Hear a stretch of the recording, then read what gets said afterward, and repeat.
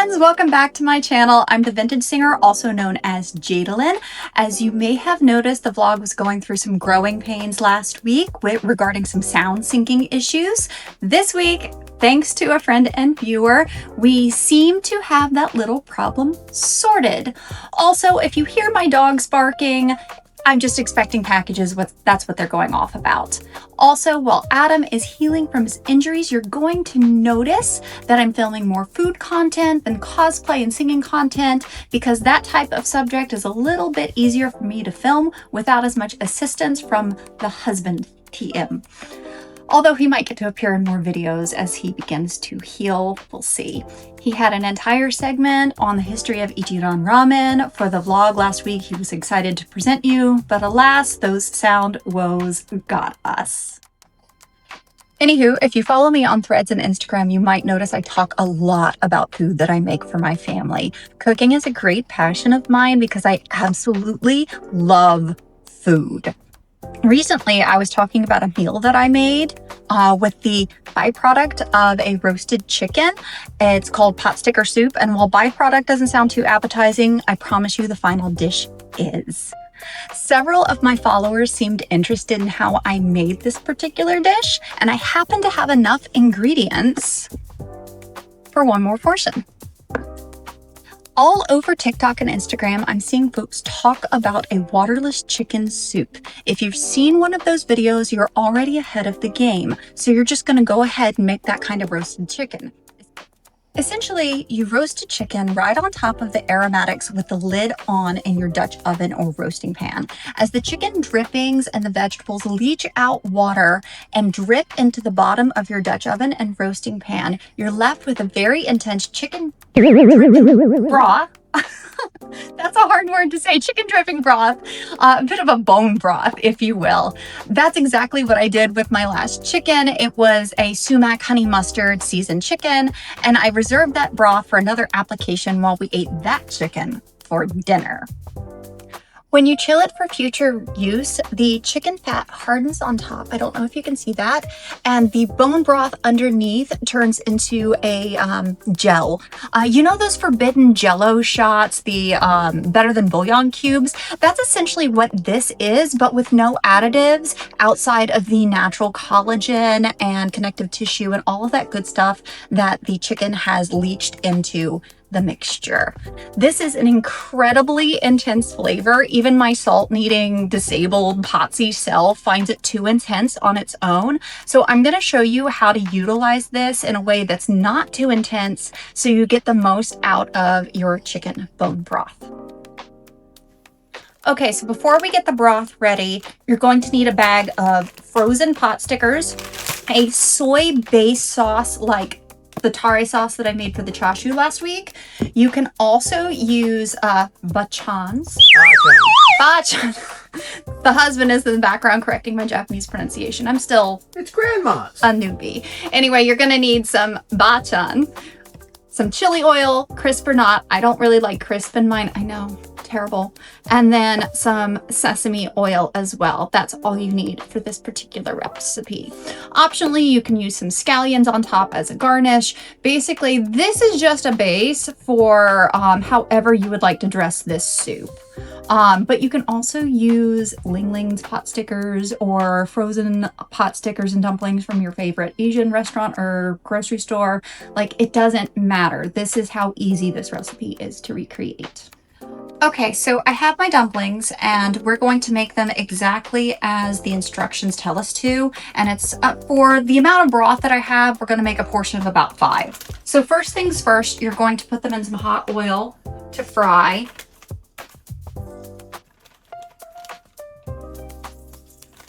That's a good sound. And you want as much contact on the surface area to get them nice and golden brown. So you're just going to fry those for a little bit, and we'll fast forward as we get them fried up.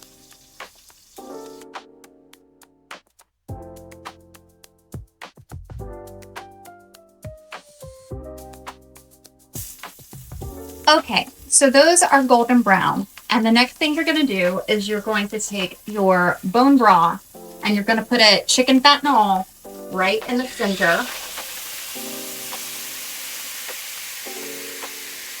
And lower your heat.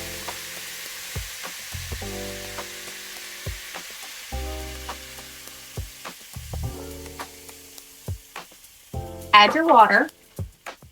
Stir that just a little bit. This is a good time to make sure nothing has stuck to the bottom. Bring it back up to a simmer. Lid on. And steam for about 3 to 4 minutes until the dumplings are tender. Okay, so these are looking beautiful. It's been about 1.5 minutes since I started simmering them and steaming them together. So I'm going to add the tare sauce that I told you about 2 tablespoons of it. You can add more.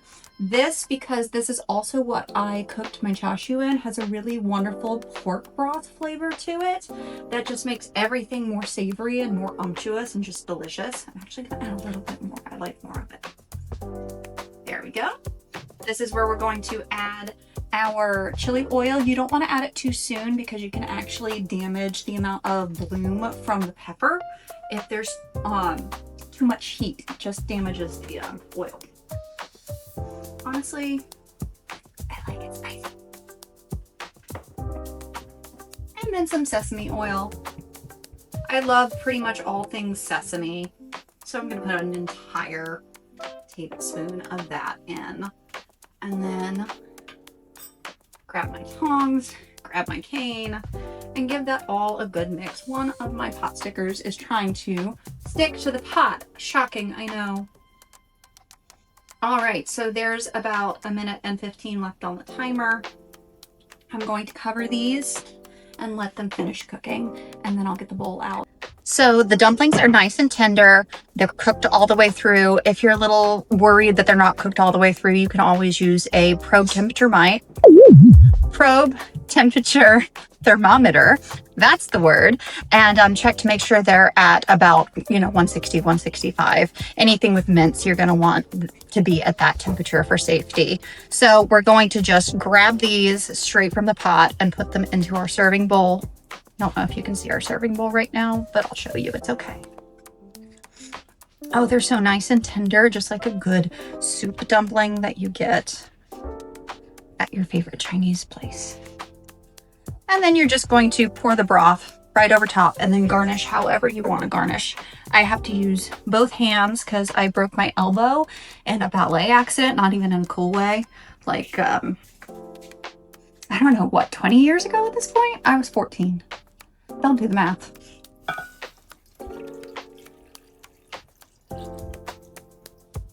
There we go. Let's see. Dun, dun, dun. I don't think you can see that. There we go.